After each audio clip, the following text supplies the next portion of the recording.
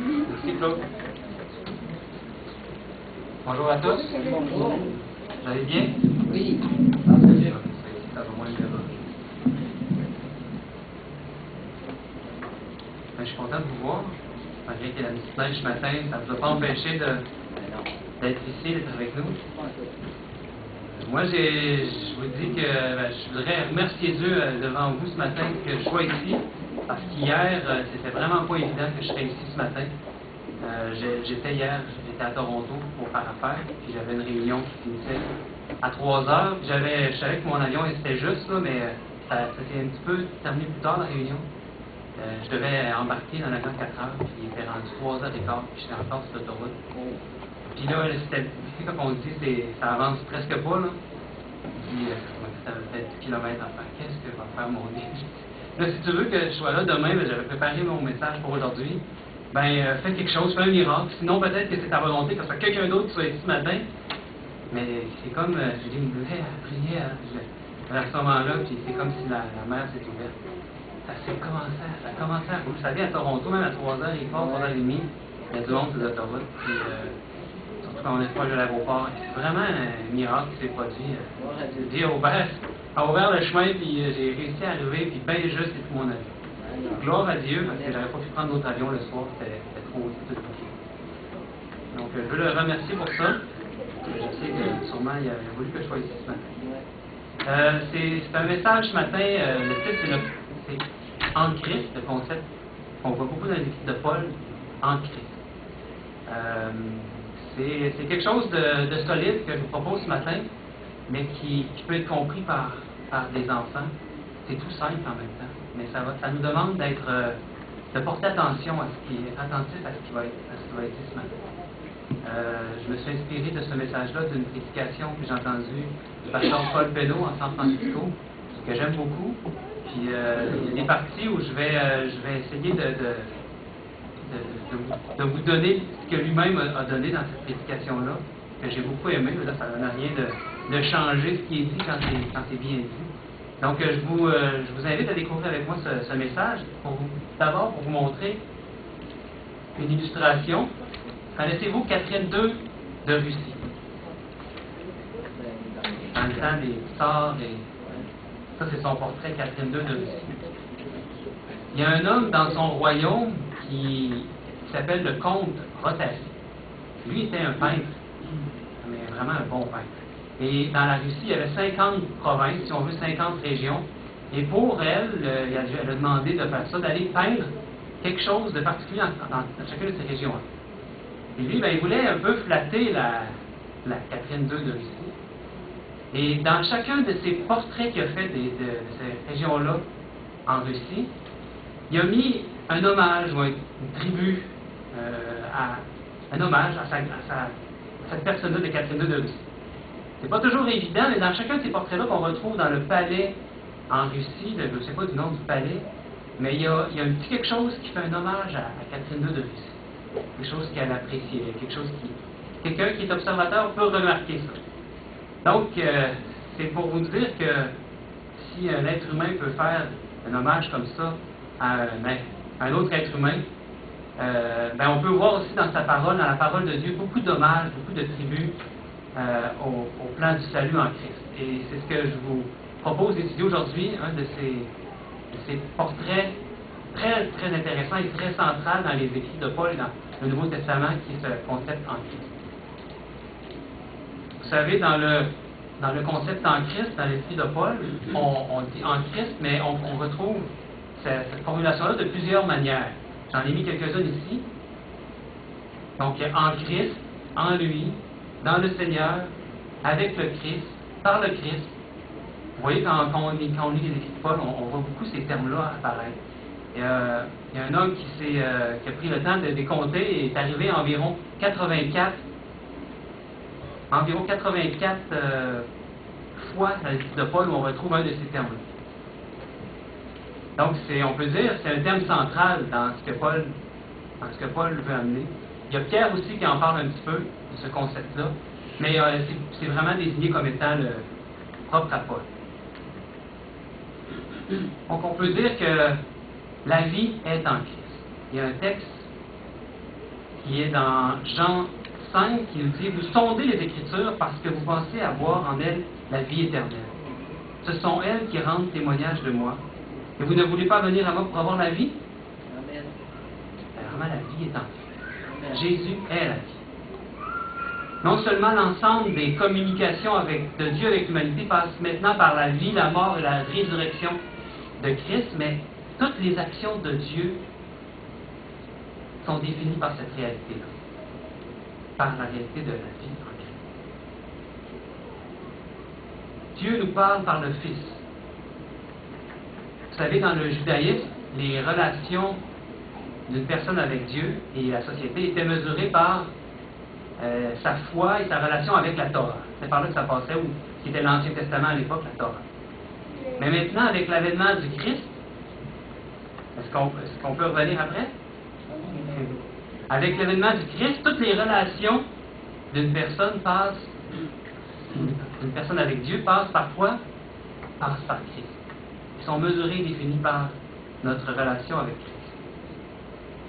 Et on voit ça dans Hébreux 1:2. Après avoir autrefois, à plusieurs reprises et de plusieurs manières, parlé à nos pères par les prophètes, Dieu, dans ces derniers temps, particulièrement aujourd'hui, il nous a parlé par le Fils. Il a établi, hérité de toutes choses par lequel il a aussi créé le monde.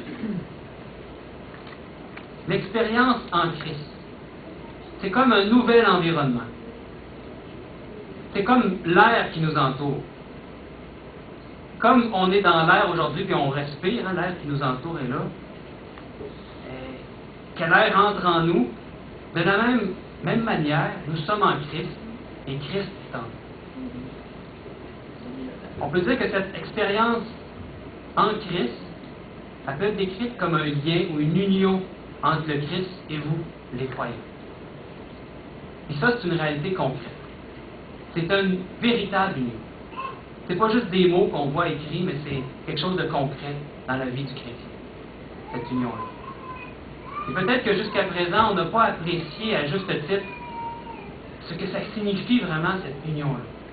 Donc, permettez-moi de vous amener vers une illustration pour essayer de mieux saisir cette union-là. C'est l'histoire d'une femme qui était nouvellement mariée. C'était leur premier voyage, lui et son mari, un genre de voyage de lune de miel. Puis ils avaient choisi un endroit très beau pour aller en voyage, un voyage de noces. Ça allait vraiment bien dans leur mariage, il filait le parfait amour, comme on dit. Ils s'étaient choisi un bel hôtel, un bel endroit, j'imagine que ça paraît un peu comme ça. Puis tout se passait bien dans leur séjour jusqu'au moment de leur retour. Pendant qu'ils attendaient, après avoir passé la sécurité à l'aéroport, ils attendaient à l'aéroport, la femme regarde dans ses effets personnels, puis elle se rend compte qu'il lui manque un bijou dans sa garde-robe, dans ses choses qu'elle a emmenées. Mais c'était un bijou vraiment très spécial pour elle. C'était très dispendieux, mais était surtout très spécial. Il faut savoir que ce bijou-là, c'est son mari qui lui avait donné quand il s'était marié. C'était un bijou qui était comme un héritage de famille, puis c'était, à chaque génération, ce bijou-là passait à la personne qui était mariée, c'était la femme du mari. Donc c'était un cadeau de mariage. La femme était vraiment désemparée, puis elle fondit en larmes. Là, son mari l'a pris dans ses bras, il l'a réconforté, puis il lui a dit, « Ma femme, c'est seulement un bijou. » Il l'a réconforté. Ils sont retournés voir la sécurité, mais en vain, le bijou n'était pas là. Et pendant le chemin de retour, vous comprenez que la femme était vraiment abattue parce qu'elle avait la découverte qu'elle avait perdu son bijou. Puis à un moment donné, tout est entré en perspective. Elle s'est rendue compte, vraiment, que ce qu'elle avait avec son mari, cet amour-là, ce qu'elle avait avec son mari, que Dieu lui avait donné, ce si beau cadeau, c'était pas mal plus important que d'avoir perdu un bijou. Puis elle a compris cette chose-là, puis c'est entré en elle-même, puis elle a senti une paix. Sentir que son mari l'aimait, c'était pas mal plus important pour elle. Puis elle avait réalisé qu'elle n'avait pas été aussi dérangée par la perte de notre vie. De retour à la maison, quelques temps après, il y a un appel de la sécurité de l'aéroport qui lui dit « On a retrouvé le bijou. » Donc c'était bien, elle avait retrouvé son bijou, mais il y avait vraiment quelque chose de plus que la femme avait trouvé. Elle était pas mal plus sage maintenant, elle avait compris que son union avec son mari était de loin supérieure à n'importe quel objet qui peut y avoir. Aurons-nous une telle appréciation de l'union que nous avons avec Jésus-Christ, qu'on jouit avec nous? Au lieu d'être si préoccupés par nos gains, nos pertes quotidiennes, on a besoin, vous savez, d'avoir une beaucoup plus grande appréciation de ce que ça signifie que d'être en Christ. C'est pour ça que je vous propose cette étude ce matin. Et je prie Dieu qu'on puisse être attentif et suivre le déroulement de ce que je veux vous amener. Il y a deux dimensions dans cette réalité en Christ. Et on voit ça dans les écrits de Paul, dans l'Évangile. C'est deux dimensions. Il y a une dimension qui est une réalité objective en Christ et une réalité subjective. Quand vous allez dire Sébastien, là, terme comme ça, on a misère un peu à comprendre ça. Mais je vais essayer de rendre ça bien clair. Une réalité qui est objective, c'est quelque chose qui est en dehors de moi, en dehors de ma volonté. Ça existe indépendamment de notre connaissance ou de notre appréciation et sans notre contribution à cette réalité-là. Puis quelque chose qui est subjectif, c'est quelque chose qu'on expérimente. Est-ce qu'on aurait des exemples pour nous aider à mieux comprendre ce concept-là, cette réalité-là objective? Premier exemple qu'on peut prendre, c'est la gravité. La gravité, c'est une loi de la physique, qui existe objectivement. Et elle existe en dehors de ma volonté, n'est-ce pas? J'ai beau faire ce que je veux, elle est là, la gravité.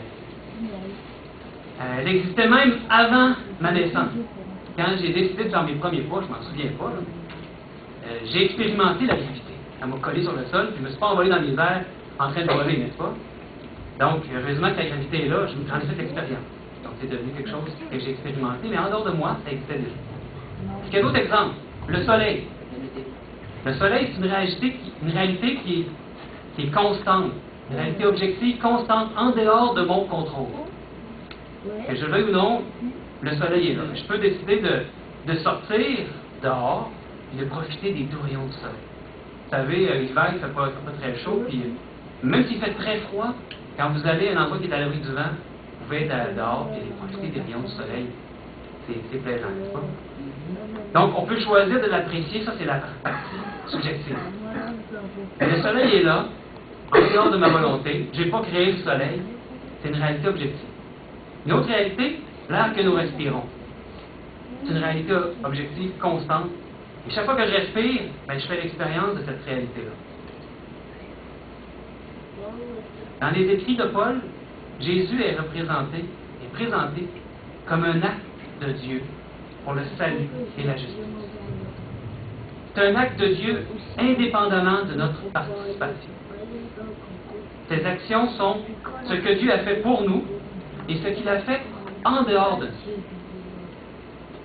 La justification et la rédemption ont été accomplies en Christ. Justifié en Christ. Il y a un beau texte qui nous parle de la justification en Christ, qu'on voit dans Romains 3, au verset 23 et 24. Il est dit, car vous avez péché. Est-ce que c'est ça qu'il est dit? Non, car tous ont péché et sont privés de la gloire de Dieu. Tous ont péché. Ça représente qui, ça, tous? Toute l'humanité. Toute l'humanité ont péché et sont privés de la gloire de Dieu. Et ces mêmes tous-là, ils sont gratuitement justifiés par sa grâce, par le moyen de la rédemption qui est en Jésus-Christ. Voilà le concept en Christ. Dieu l'a fait indépendamment de nous. Wow, quelle vérité! Béni ce qu'on voit là ce matin. C'est incroyable. C'est vraiment quelque chose de grande bénédiction. Cette réalité en Christ pour l'humanité. Et nous avons été sauvés en Christ. Dans Éphésiens 1, des versets 4 à 7, nous lisons, en lui, encore cette réalité en Christ, en lui, Dieu nous a élus avant la fondation du monde, pour que nous soyons saints et irrépréhensibles devant lui, nous ayant prédestinés dans son amour à être ses enfants d'adoption, par Jésus-Christ, selon le bon plaisir de sa volonté.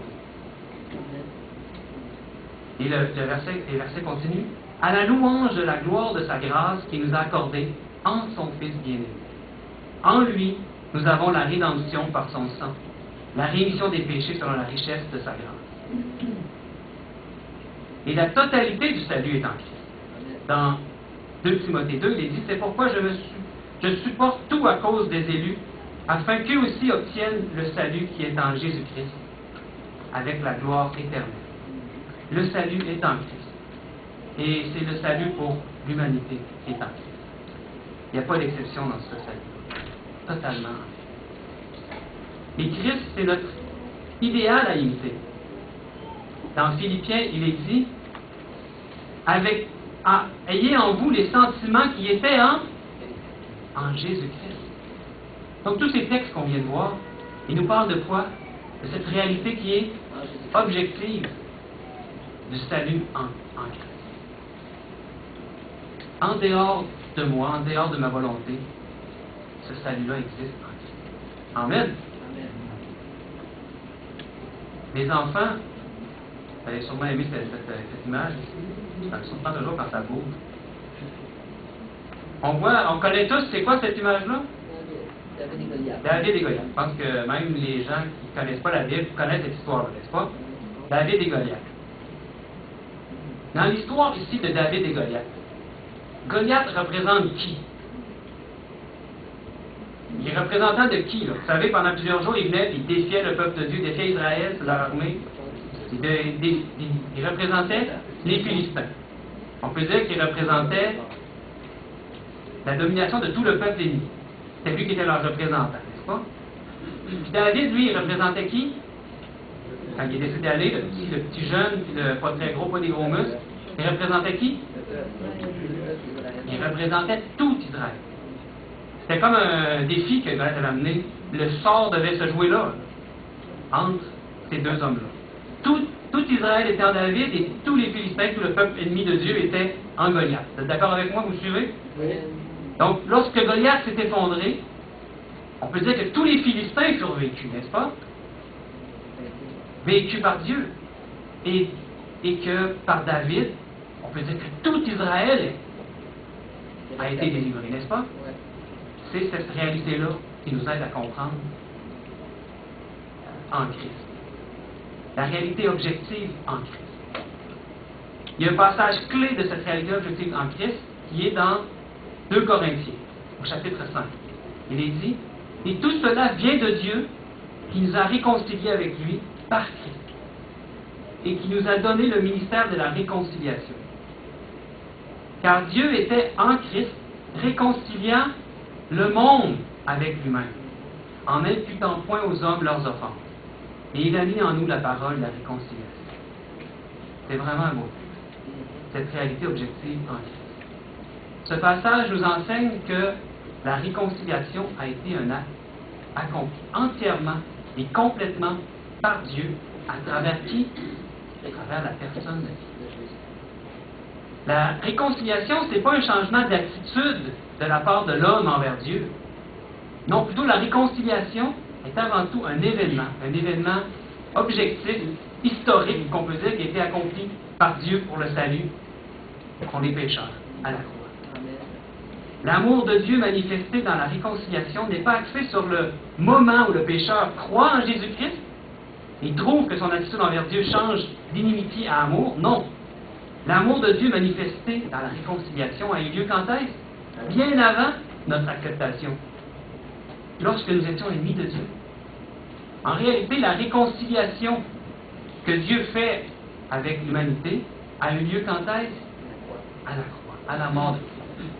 C'est là que la réconciliation s'exprime. Et ça, c'est un événement objectif dans l'histoire de l'humanité.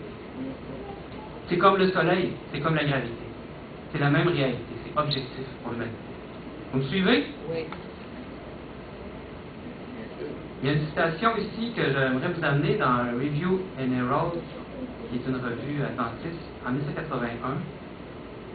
Il dit, c'est Raoul Dederen, je ne connais pas cet acteur, cet auteur, mais il dit « L'amour envers Dieu, évoqué dans le cœur des pécheurs par la révélation de l'amour merveilleux de Dieu envers nous sur la croix, ne constitue pas, mais est l'acceptation de la réconciliation déjà effectuée par la croix, avant même que les pécheurs n'en aient entendu parler des milliers de fois. » avant même qu'on ait entendu parler de ça.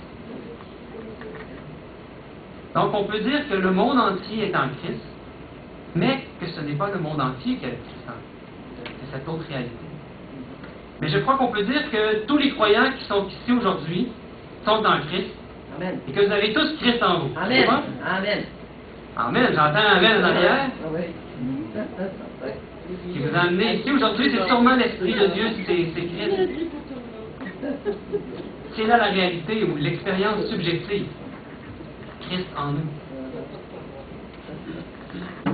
Et vous avez la merveilleuse connaissance qui vous a été révélée. Non par la chair et le sang, donc non pas par un homme, mais par Dieu lui-même. Que par la mort de Jésus sur la croix, il a réconcilié le monde avec lui-même. Et votre cœur a été touché par tant d'amour, par son amour, son agapé. Et vous avez ouvert votre cœur, et maintenant, vous avez Christ en vous. L'espérance de la gloire, nous dit. Avant que Dieu nous ait sauvés en nous-mêmes, il nous a d'abord sauvés objectivement il y a 2000 ans de cela, en la personne de Jésus. Et c'est lui qui a rempli toutes les conditions de l'alliance. Jésus était l'humanité. Et par le principe biblique de corporativité, tout ce qui est arrivé à Jésus nous est arrivé à nous aussi. On peut dire qu'on était là quand Jésus est mort il y a 2000 ans. On était avec lui. On était là au Calvaire. Et Jésus a vécu dans sa vie une vie de péché? Non. Une vie de désobéissance? Non. D'amour. Vraiment, Jésus, on peut dire qu'il a eu une vie d'obéissance. Obéissance et d'amour. Par conséquent, quand il a vécu une vie d'obéissance, nous avons aussi vécu une vie d'obéissance. Dans Romains 5, il est dit: ainsi donc, comme par une seule offense, la condamnation a atteint tous les hommes, de même, par un seul acte de justice, la justification qui donne la vie s'étend à qui? À tous les hommes. Car, comme par la désobéissance d'un seul homme, beaucoup ont été rendus pécheurs, de même, par l'obéissance d'un seul, beaucoup seront rendus justes. Nous sommes en Christ.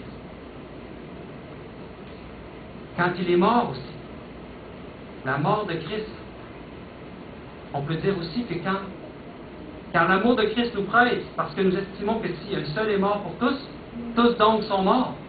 Donc, quand Christ est mort, nous sommes morts aussi. Nous sommes tous morts. Et à la résurrection de Christ, oh, je ne vous ai pas mis le texte, tous donc sont morts, en 2 Corinthiens 5, 14.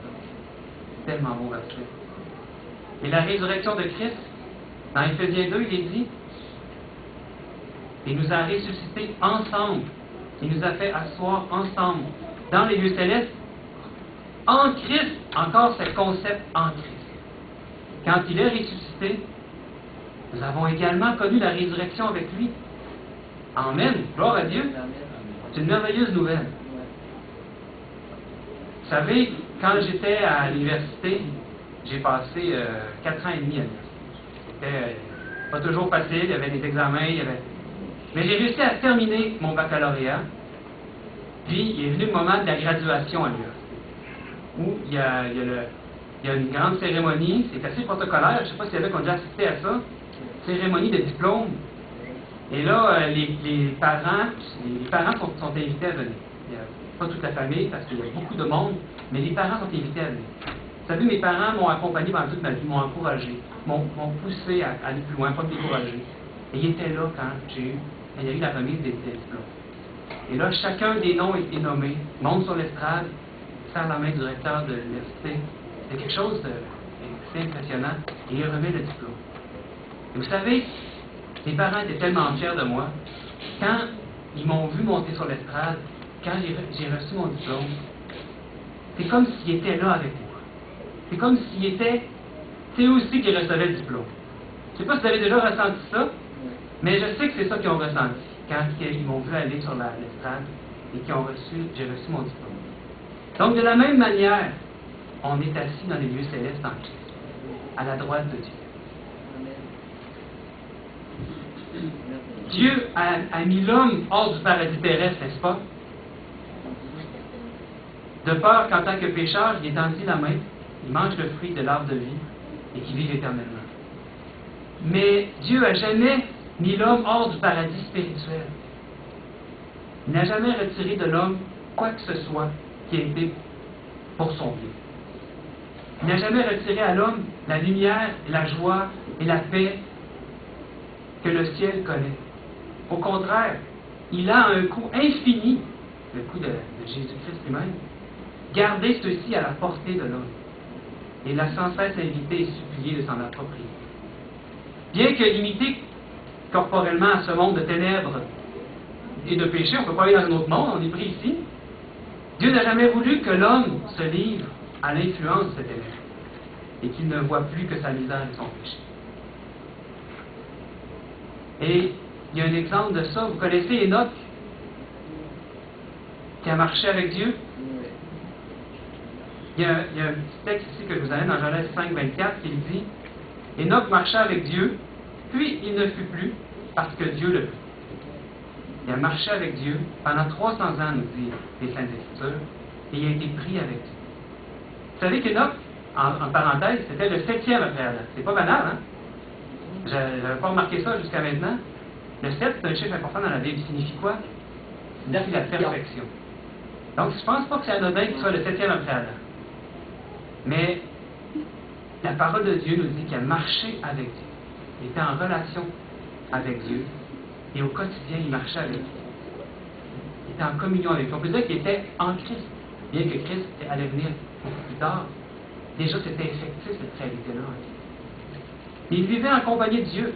Il avait les pensées de Dieu. Il avait toutes les joies que l'amitié de Dieu peut procurer. Il y avait cette paix-là à l'intérieur de lui qui ressent. On peut dire qu'Enoch a connu le ciel ici-bas. Vous êtes d'accord avec moi? Et c'est précisément ce que nous pouvons faire, nous aussi. Bien que nous sommes dans ce monde de péché, de ténèbres, nous pouvons aussi connaître le ciel ici. Et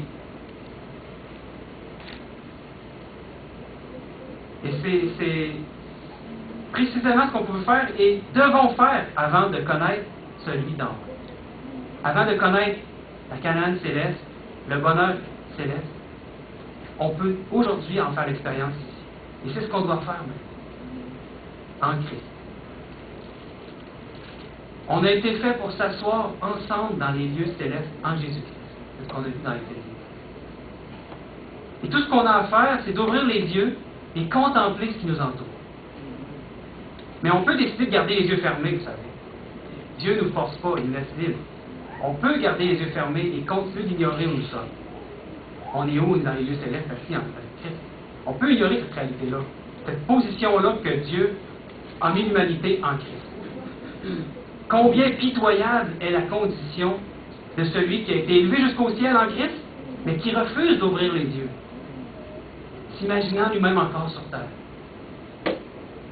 Nul ne saura rien du ciel jusqu'à ce qu'il désire ouvrir les yeux. Jusqu'à ce qu'il le fasse, il ne verra jamais que ce qu'il a vu, et ses pensées ne s'élèveront jamais plus. Donc, c'est quoi la mission de Jésus-Christ? De sauver la planète. C'est quoi sa mission? De sauver nous autres. Exactement.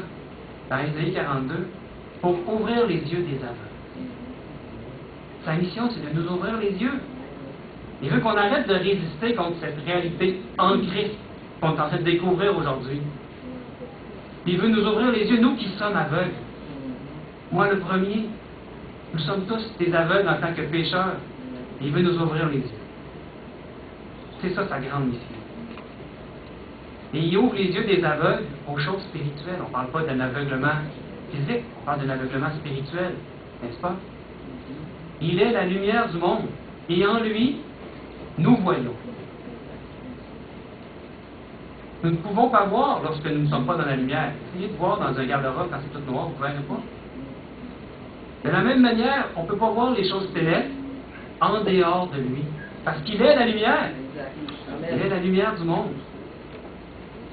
Nous nous assoyons ensemble dans les lieux célestes, non sans lui, mais en lui. Pour être en lui et demeurer en lui, qu'est-ce qu'on doit faire? Ben, on doit croire. Afin de voir, nous devons avoir la foi. Les gens inversent souvent ceci, ils pensent qu'ils doivent d'abord voir pour avoir la foi. Mais ce n'est pas ce qu'enseigne les Écritures. Par la foi, nous demeurons en lui.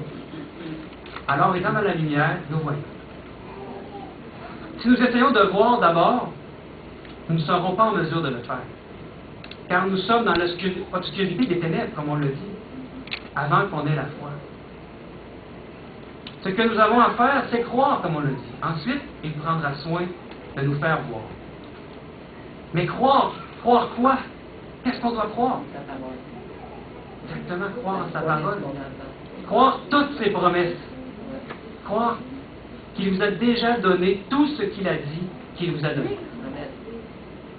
Qu'il vous a béni avec toutes les bénédictions spirituelles qui sont en lui, en Christ. Amen. Les croire assez fort pour vous les approprier. Amen. Et vous saurez que vous avez été élevé pour siéger où? Dans Dans les cieux célestes, en lui, en Christ. Et que dorénavant, les vues et les joies célestes sont les vôtres. Alléluia. Encore une fois, tout cela reflète ce que Dieu a accompli par moi, Non. non, pour nous, sans que nous ne lui demandions, sans la repentance, sans la confession même, sans notre acceptation, en dehors de moi, cette réalité objective a été accomplie en Christ. Autrement dit, lorsque nous pensons à notre salut, nos premières pensées ne devraient pas être pour ce que Dieu accomplit en nous, grâce à notre relation de foi avec lui, mais ce qu'il a accompli en dehors de nous, à travers la fidélité de Jésus, à travers sa vie d'obéissance. Amen. Nul doute, la fidélité de Jésus envers Dieu existait et continue d'exister, que nous acceptions ou non de le reconnaître. C'est quelque chose en dehors de nous. C'est objectif. Il y a en effet une dimension de l'Évangile qui est une réalité finie et achevée, qu'aucun de nos efforts ne peut accroître ou diminuer. Quand même j'essaierais d'ajouter quoi que ce soit au salut, je ne peux rien y ajouter, ni rien y enlever. Toutefois, pour que cette réalité objective entre en vigueur dans nos vies, elle exige notre acceptation. Le Nouveau Testament parle aussi subjectivement en ce qui concerne la réalité en Christ. Notre acceptation de la réalité objective ne la fait pas exister en premier lieu. Pas plus que le fait de s'asseoir dans la lumière du soleil n'entraîne l'existence du soleil, n'est-ce pas? C'est la logique même. Notre acceptation ne doit jamais être confondue avec la réalisation de ce qui a été fait. C'est fait en dehors de nous. C'est fait à la croix. La dimension subjective du concept en Christ, cette deuxième partie de ce qui s'est passé en Christ, ça décrit notre réponse à nous, les croyants. Notre acceptation et notre participation à ce que Dieu a accompli pour nous en Christ. Les croyants sont un en Christ, unis à Christ. Dans Galates 3,28, il est dit, « Il n'y a plus ni juif ni grec, il n'y a plus ni esclave ni libre, il n'y a plus ni homme ni femme, car vous êtes un en Jésus-Christ. » Un, ça veut dire comme un couple, un homme et une femme, ils sont un, on dit qu'ils sont une seule chair. C'est la même chose entre l'homme et la femme, avec Dieu, avec Jésus, avec Jésus, c'est Dieu qui est avec qui nous sommes. Un. Les croyants sont régénérés, renouvelés et justifiés par l'Esprit du Christ. Et on dit que les croyants en s'unissant sont un seul corps. Nous avons tout, mes frères et sœurs en Christ. Amen. Dans Acte 17, il est dit, « Car en lui, nous avons la vie, le mouvement et l'être. » On a tout. Toute la vie que nous vivons, nous la vivons par Dieu. En lui, nous avons la vie, le mouvement et l'être avec la foi. La vie est la lumière, et la lumière éclaire tout homme venant en ce monde. On sait que Jésus, c'est la lumière. Dans Jean 1,9, on le voit. Cette lumière était la véritable lumière qui amena dans le monde éclaire tout homme. Il est la vie, il est la lumière. Donc, la vie du Christ est la vie de tous les êtres vivants. Tout ce qui vit aujourd'hui, qu'il le veuille pas, si il y a quelque chose qui vit aujourd'hui sur cette terre, ben, c'est la vie du Christ. C'est fait que ça vit. Amen. Les arbres, les animaux et tous les êtres humains qui vivent aujourd'hui, Pour rester le Christ. c'est parce que Christ est la vie. Amen. C'est important de se rendre compte de ça. Ben oui. Cette réalité-là, en dehors de nous, en Christ. Notre réponse à nous signifie quoi? Signifie qu'il y a une véritable union avec le Christ. Et pour le croyant, ça se traduit comment? Par des actions dignes de Christ. Des actions qu'on dit chrétiennes. Ce que Dieu fait en nous, dans cette union avec Christ, les actions du croyant sont motivées et définies par le Christ qui demeure en lui. Il y a un des plus beaux versets de la Bible, Olivia le disait ce matin, elle m'a demandé c'est quoi mon verset préféré, puis c'est certainement que je l'amène. Je pense qu'à chaque prédication que je fais, je le ramène toujours. Peut-être aller, mais moi je ne me tente pas de lire ce verset-là. Cette réalité-là en Christ qui veut demeurer en nous, ça, Paul dit, j'ai été crucifié avec Christ. Avec Christ. Et si je vis, ce n'est plus moi qui vis, mais c'est Christ qui vit en moi. Si je vis maintenant dans la chair, je vis dans la foi au Fils de Dieu, qui m'a aimé et qui s'est livré lui-même pour moi. Amen. Cette réalité de ce que Christ veut faire en nous. Il veut demeurer en nous. Il veut porter des fruits d'amour. C'est merveilleux. Est-ce qu'on veut le laisser faire? Bien sûr. Et laissez jamais personne vous dire, il veut vous mettre des fardeaux sur vous. Il veut vous donner un code et une loi, puis regarde ça, il faut que tu fasses ça, puis sinon tu es perdu. Non, parce qu'il dit qu'il veut écrire sa loi où? Dans notre cœur. Dans Hébreux 8, verset 10, on nous montre cette alliance-là qu'il veut faire avec nous. Après ces jours-là, il dit, je mettrai ma loi où? Dans leur esprit et je l'écrirai dans leur cœur. Oh, j'ai pas mis le verset. Dans leur cœur, comme c'est souligné ici. Je serai leur Dieu et ils seront mon peuple. Donc, la loi n'est plus juste un code, mais plus important encore, elle est maintenant une personne. Elle est Christ. En Christ, le chrétien n'a pas une carte routière, mais un guide personnel. Ce guide non seulement dirige selon les principes énoncés dans la Bible, mais alors qu'aucun livre de règlement ne peut prescrire tous les rebondissements de la vie, Jésus est aussi présent à travers son autre lui-même, qui est qui? Le Saint-Esprit lui-même. Ça, c'est fascinant. Et il nous guide dans les myriades de détails de la vie qui ne sont pas explicitement tous écrits dans les Écritures. Il y en a qui veulent savoir, montre-moi ça dans les Écritures, et je vais faire ce qui est écrit là. Mais est-ce que ça serait possible que tous les détails, toutes les myriades de détails qu'il y a dans la vie, que ça soit explicitement décrit dans la Bible? Impossible. Donc, le Saint-Esprit est là pour nous révéler ces petits détails-là. Cette communion-là que nous avons en Christ nous révèle tous ces petits détails-là. Que la loi, si on regarde juste les petits commandements, est-ce qu'on peut arriver à savoir comment agir devant chaque situation? Impossible. On a besoin de l'Esprit Saint, on a besoin d'établir cette communication avec lui pour pouvoir savoir comment agir dans la vie, dans les moindres petits détails. Et il est là, vous savez, même dans les petits détails. Hier, c'était un petit détail pour lui que je t'ai pris sur l'autoroute.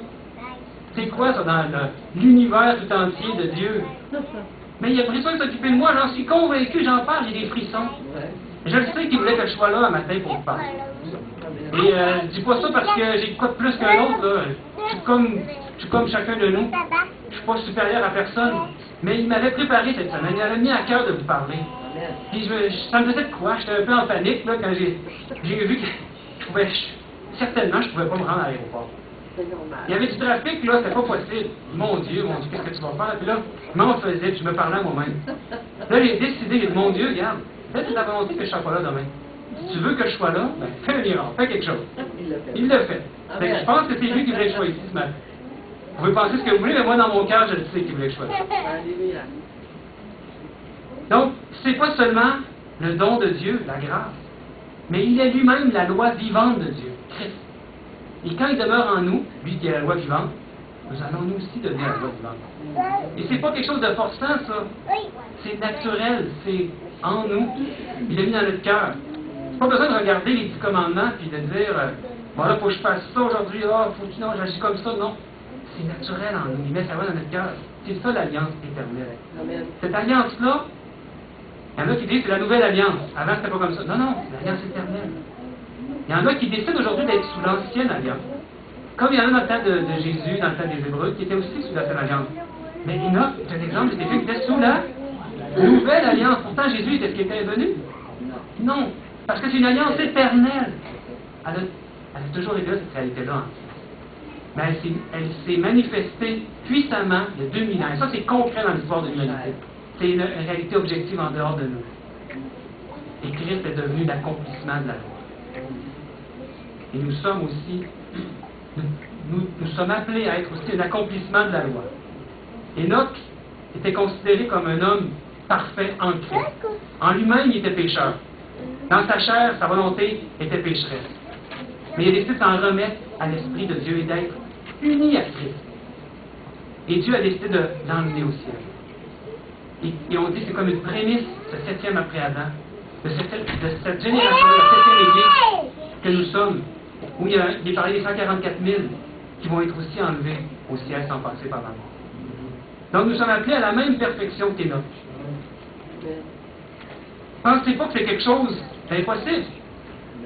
En nous-mêmes, c'est absolument impossible. Mais dans cette réalité en Christ, comme Enoch, une génération au complet va être un peuple d'Enoch.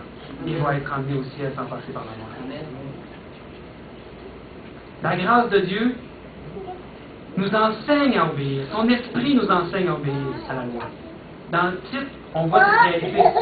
Car la grâce de Dieu, source de salut pour tous les hommes, a été manifestée. Elle nous enseigne. Elle nous enseigne quoi? À renoncer à l'impiété, aux convoitises mondaines, à vivre dans le siècle présent selon la sagesse, la justice et la piété. Si vous n'avez pas l'Esprit de Dieu, si vous ne marchez pas avec lui, essayez pas de faire ces choses-là. Ça ne marchera pas. Recherchez la présence de Dieu, recherchez cette unité avec Christ. Et il va vous enseigner par son esprit quoi faire, comment obéir. Et quoi obéir? Il va vous montrer tout ça. C'est son travail à lui. Il va le faire. Il va le faire certainement. Vous savez, Dieu veut nous sauver tous. Vous tous ici, toute l'humanité aussi. Il ne voudrait pas qu'aucun se perde. Mais ils sont si nombreux ceux qui repoussent ou rejettent son don de la vie, ce don de la vie éternelle en Christ. Le problème avec nous, les êtres humains, c'est que nous avons tendance à mettre davantage l'accent sur quoi? Sur notre acceptation du don, à savoir notre réponse de foi, et avons tendance à l'investir d'une valeur méritoire. Ça veut dire méritoire? Un mérite? Est-ce que ça a une valeur méritoire, mon acceptation, en ce qui concerne le salut, après ce qu'on vient de voir? Il y a tout fait en dehors de ma volonté. Moi, je peux juste dire quoi? Seigneur, merci, j'apprécie ce que tu as fait pour moi. C'est ça notre privilège, nous, les croyants. Apprécier ce qu'il fait pour nous, ce qu'il fait pour l'humanité tout entière. Donc, comment on peut prier Dieu? Brise en moi toute résistance contre cette réalité-là en Christ. Que j'arrête de résister parce que c'est ça qu'être humain fait. Celui qui va être perdu à la fin va avoir résisté toute sa vie. Et pas juste une fois, pas juste 2 fois aux appels de cet esprit, mais toute une vie durant, il va avoir résisté contre cette position qu'il a en Christ au ciel. Et cette résistance obstinée, constante et persistante de l'être humain, c'est ça qui va faire, qui va s'écarter lui-même du ciel. C'est pas Dieu. Dieu, il l'a mis au ciel, en Christ. C'est assez révolutionnaire, n'est-ce pas? Comme la façon de voir le concept en Christ. Pourtant, c'est tout simple. Vous savez, quand on a compris cette réalité-là, on ne voit plus du tout les gens de la même façon, on ne voit plus du tout la vie de la même façon. Inutile de dire que le mérite pour le salut n'est pas ce que Dieu fait en nous, mais ce qu'il a fait objectivement pour nous en Christ. Vous savez, à moins que cette distinction importante soit faite, on risque de se retrouver dans un légalisme qu'on appelle christocentrique. Un salut qui est en partie tributaire de ce que Dieu a fait pour nous, et en partie tributaire de ce que nous faisons pour y répondre, à savoir l'acceptation, la foi, la confession, les bonnes œuvres et c'est en Christ que ça s'est fait, cette chose-là. Moi, je peux juste l'apprécier. Je peux juste remercier Dieu pour tant d'honneur, tant de privilèges qu'il nous fait. Et vous savez, on est justifié Même sans les œuvres de la loi, nous dit Paul. Il nous le rappelle que c'est par la fidélité de Jésus qu'on est justifié. En dehors même des œuvres de la loi. Ça, c'est merveilleux. Il dit ça dans Galates 2,16. Et je termine par ce passage. Néanmoins, sachant que ce n'est pas par les œuvres de la loi que l'homme est justifié, mais par la foi en Jésus-Christ, nous aussi nous avons cru en Jésus-Christ, afin d'être justifiés par la foi en Christ, et non par les œuvres de la loi. Il va faire sa loi en vous, mais ce n'est pas c'est pas vos œuvres qui vont faire que vous allez justifier. Enlevez-vous ça de la tête. Parce que nulle chair ne sera justifiée par les œuvres de la loi. Bien sûr, la loi elle est bonne, et Dieu veut la mettre dans notre cœur. Les œuvres ici comprennent même les œuvres qui sont accomplies par l'Esprit Saint. Autrement dit, on n'est pas sauvé par l'acceptation de Jésus. En raison de cette réalité objective en Christ dont on parle, nous pouvons avoir une parfaite assurance du salut. N'ayez pas peur. Est-ce que je vais être sauvé? Est-ce que je ne serai pas sauvé? En Christ, vous pouvez avoir une parfaite assurance du salut. Amen. Puisque, objectivement, en Christ, nous sommes toujours complets en Christ. L'action de Dieu en Christ est complète en soi. Il n'y a rien que vous pouvez y ajouter. Elle est parfaite. Et elle remplit toutes les conditions pour le salut. Vous ne pourrez pas en ajouter des conditions pour le salut. Dans cette assurance, nous pouvons et nous tenons ferme en Christ.